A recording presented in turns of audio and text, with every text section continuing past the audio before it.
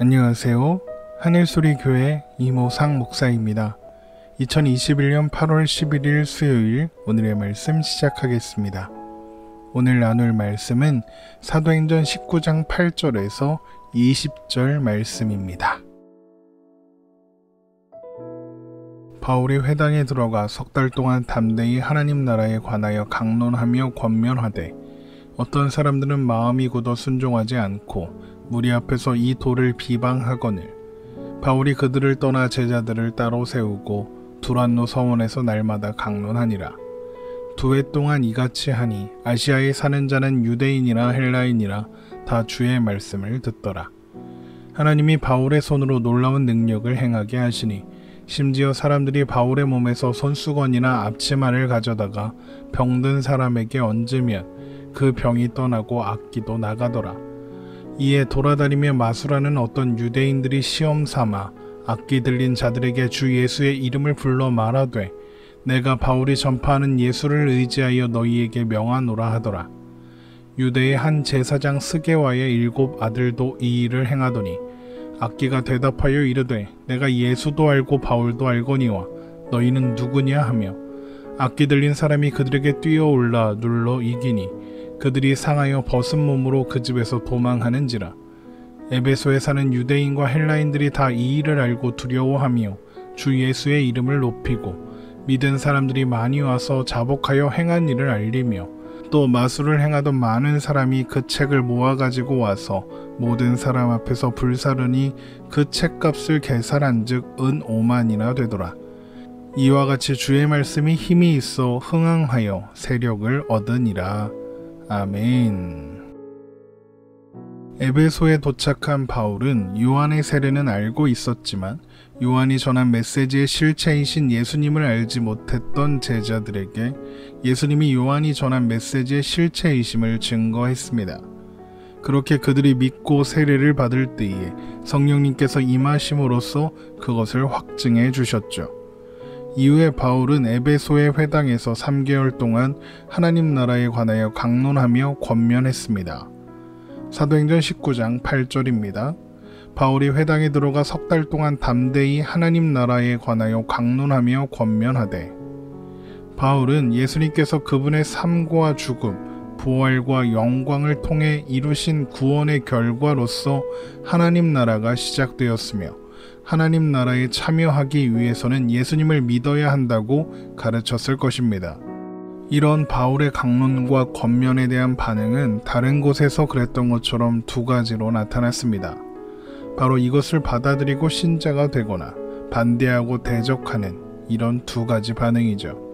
에베소에서도 바울이 전하는 말씀을 반대하고 비방하는 사람들이 있었고 그들로 인해 바울은 신자들과 함께 회당을 떠나 그 유명한 두란노 서원으로 가서 날마다 말씀을 강론했습니다.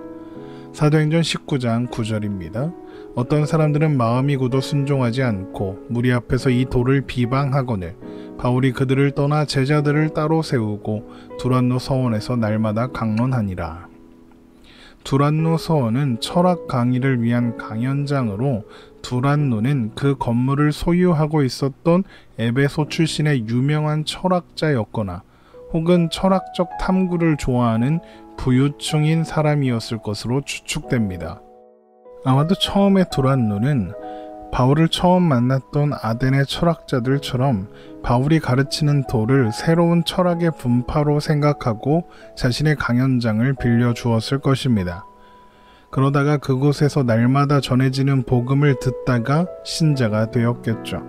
그렇지 않고서야 바울을 반대하는 유대인들의 지속적인 방해가 있었을 것이 분명한데 2년 동안이나 자신의 서원에서 바울이 복음을 전하고 가르치게 내버려 두지는 않았을 테니까요. 그렇게 바울은 2년 동안 두란노 서원에서 아무런 방해도 받지 않고 그곳을 찾아온 아시아에 사는 여러 사람들에게 복음을 전할 수 있었습니다. 사도행전 19장 10절입니다. 2해 동안 이같이 하니 아시아에 사는 자는 유대인이나 헬라인이나 다 주의 말씀을 듣더라. 그리고 바울이 고린도 교회에 보내는 첫 번째 편지인 고린도 전서에서 아시아 교회들이 무난한다는 인사를 전하는 것으로 보아 바울이 에베소의 두란노 서원에서 강론하는 2년 동안 아시아 여러 지역에 교회들이 생겼던 것 같습니다. 고린도전서 16장 19절입니다. 아시아의 교회들이 너희에게 문안하고 아골라와 브리스가와 그 집에 있는 교회가 주 안에서 너희에게 간절히 문안하고. 아무도 이 기간 동안에 바울과 그의 동역자들을 통해서 소아시아의 여러 지역들, 에베소, 라오디게아, 서머나, 버가모, 두아디라, 사데, 빌라델비아, 드로아, 멜리도, 마그네시아, 트랄레스 같은 도시들에 교회가 세워졌던 것 같습니다. 바울이 그렇게 에베소에서 사역할 때 하나님께서는 바울의 손으로 놀라운 능력을 행하게도 하셨습니다. 사도행전 19장 11절입니다. 하나님이 바울의 손으로 놀라운 능력을 행하게 하시니. 심지어는 바울이 가지고 있었던 물건들, 손수건이나 앞치마를 가져다가 병든 사람에게 얹으면 그 병이 떠나고 또 악귀가 떠나는 일도 일어났습니다. 사도행전 19장 12절입니다. 심지어 사람들이 바울의 몸에서 손수건이나 앞치마를 가져다가 병든 사람에게 얹으면 그 병이 떠나고 악귀도 나가더라. 사람들이 바울의 몸에 닿았던 물건들을 가져다가 병든 사람이나 귀신 들린 사람에게 얹는 이런 행동은 사실 바람직한 것은 아닙니다. 왜냐하면 그런 행동은 자칫 바울이라는 사람 자체를 신격화하는 방식으로 와전될 수 있기 때문이죠. 만약에 바울이 사람들이 자신의 몸에 닿았던 물건을 가져다가 이런 일을 행하는 것에 대하여 알았다면 그런 일을 하지 않도록 제지했을 가능성이 높습니다. 그런데 놀라운 것은 사람들이 바울의 몸에 닿았던 물건들을 가져다 얹은 사람에게서 병과 악귀가 떠나는 기적이 일어났다는 것입니다. 그런 일이 일어났다는 것은 결국 하나님께서 그런 일을 행하셨다는 뜻이 아니겠습니까? 하나님께서 그런 일이 일어나게 하셨다는 것은 그 일이 뭔가 하나님께서 하나님의 뜻과 목적을 이루시는 과정에 필요한 일이었다는 뜻이겠죠. 그렇다면 하나님은 어떤 뜻과 목적이 있으셔서 이런 기적들이 나타나게 하셨을까요? 이어지는 이야기를 보면 그 목적이 무엇이었는지 확인할 수 있습니다. 바울을 통하여 그런 놀라운 기적들이 일어나자 에베소에서 마술을 하며 사람들의 관심을 받아 사리사욕을 채우고자 했던 유대인들이 바울을 따라서 예수님의 이름을 거론하며 악귀를 내쫓으려고 시도하는 일이 일어났습니다. 사도행전 19장 13절입니다. 이에 돌아다니며 마술하는 어떤 유대인들이 시험삼아 악귀 들린 자들에게 주 예수의 이름을 불러 말하되 내가 바울이 전파하는 예수를 의지하여 너희에게 명하노라 하더라. 여기서 마술사라는 것은 오늘날 손기술이나 특별한 장치를 사용해서 신기한 장면을 보여주는 마술사가 아니라 오늘날의 무당이나 점쟁이에 가까운 사람들입니다. 그들은 바울이 병을 고치고 귀신을 쫓아낼 때 예수님의 이름을 선포하는 것을 보고 어떤 사물을 사용하거나 또 공들여 주문을 외우는 것 같은 복잡한 방법 대신 예수님의 이름만으로도 귀신을 내쫓을 수 있구나 라고 생각했던 것입니다. 그러니까 그들은 예수님의 이름을 간단한 주문 정도로 생각하고 있는 것이죠. 심지어 그런 일을 하는 마술사들 중에는 유대의 제사장 스게와의 7 아들들도 있었습니다. 사도행전 19장 14절입니다. 유대의 한 제사장 스게와의 7 아들도 이 일을 행하더니. 스게와가 진짜 제사장이었는지 아니면 제사장을 사칭하는 사람이었는지는 알 수 없지만 제사장을 자처하는 그의 아들들도 예수님의 이름을 빙자하여 귀신을 쫓아내려고 했던 것입니다. 그런데 스게와의 아들들이 예수님의 이름을 말하며 귀신을 쫓아내려 하자 악귀가 예수도 알고 바울도 아는데 너희는 누구냐라고 하면서 귀신 들린 사람으로 하여금 그들에게 뛰어올라 공격하게 했습니다. 그 결과 스게와의 아들들의 옷이 찢어지고 부상을 당하게 되었죠. 그러자 그들은 깜짝 놀라 도망쳤습니다. 사도행전 19장 15절에서 16절입니다. 악귀가 대답하여 이르되 내가 예수도 알고 바울도 알거니와 너희는 누구냐 하며 악귀 들린 사람이 그들에게 뛰어올라 눌러 이기니 그들이 상하여 벗은 몸으로 그 집에서 도망하는지라. 이 사건에 대한 소식이 에베소에 사는 유대인과 헬라인들에게 퍼지자 사람들은 예수님의 이름에 대한 경외감을 가지기 시작했고 그 일로 인해서 회심한 사람들이 와서 자신들이 마술에 의존하며 살았었노라 자복하는 일이 일어났습니다.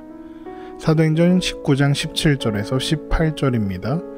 에베소에 사는 유대인과 헬라인들이 다 이 일을 알고 두려워하며 주 예수의 이름을 높이고 믿은 사람들이 많이 와서 자복하여 행한 일을 알리며 뿐만 아니라 그들은 마술에 관계된 주문과 주수를 기록한 책들을 모아가지고 와서 사람들 앞에서 불태웠는데 이때 태운 책값이 은 5만이나 되었습니다.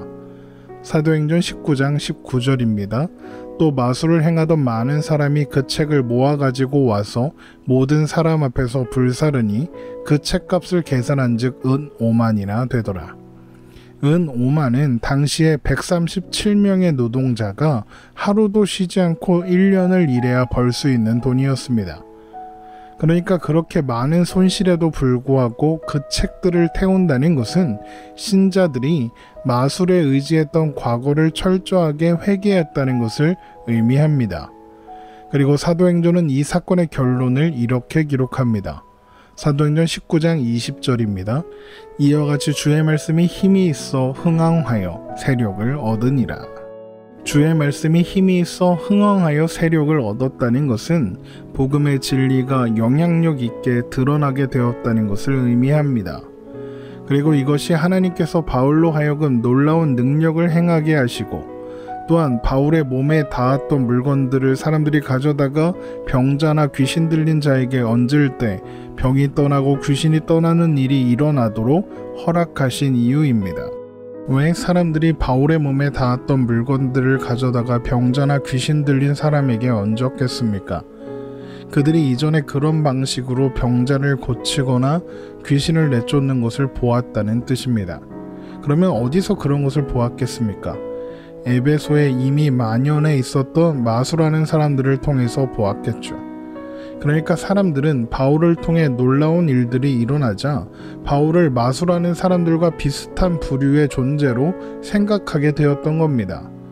그래서 하나님은 이 사건을 통해 두 가지를 확인하게 하신 것입니다. 첫 번째는 바울의 사역이 마술하는 자들의 일과는 전혀 다르다는 구별을 하게 하신 겁니다. 하나님은 이 일을 통해서 바울과 교회의 사역이 마술사들과 비슷한 맥락의 것이 아니라는 것을 분명하게 드러나게 하신 것입니다. 또한 하나님은 이 사건을 통해서 예수님의 이름은 어떤 놀라운 일을 일으키는 주문이나 주술적인 단어가 아니라 바울이 행하는 모든 일들과 능력의 근원이시며 바울을 통해 선포돼서 하나님으로 주님으로 고백되어져야 하는 이름이라는 것을 확인하게 하신 것입니다. 이를 통해서 에베소에 만연해 있던 마술을 의지하는 풍조로 예수님의 이름과 복음의 진리가 오해되지 않도록 하신 것이죠. 하나님은 이 일을 통하여 복음의 능력을, 예수님의 이름의 능력을 온전히 드러나게 하셔서 바울을 통해 선포되는 주의 말씀이 더욱 힘있게 선포되고 전해지도록, 그래서 에베소를 비롯한 아시아의 교회들이 든든히 설 수 있도록, 그래서 그것을 기반으로 마게도니아와 아가야 지방으로 이어지는 바울의 사역의 열매가 더욱 풍성하게 나타날 수 있도록, 또한 그렇게 해서 하나님의 뜻이 이루어지도록 하신 것입니다. 선포되어 흥황해지는 것이 주님의 말씀이고 복음이 아니라면, 대신 사람의 이름이나 사람의 유익이 흥황해지고 있다면 아무리 대단한 기적이 일어난다 해도 그것은 다 가짜입니다. 그런 것들은 사람들을 혹세무민하는 것에 불과합니다. 높아지고 흥황해져야 하는 것은 복음과 주 예수님의 이름밖에 없다는 것을 잊지 마시기 바랍니다. 하나님께서 우리를 진리 가운데, 예수 이름 가운데 지켜주실 것입니다. 우리의 신앙 여정 가운데 예수님의 이름만이, 주님의 말씀만이 높아지고 흥황해져 가기를 소망합니다. 오늘 말씀 마치겠습니다. 오늘도 주님 안에 복된 하루 되시기를 주님의 이름으로 축원합니다.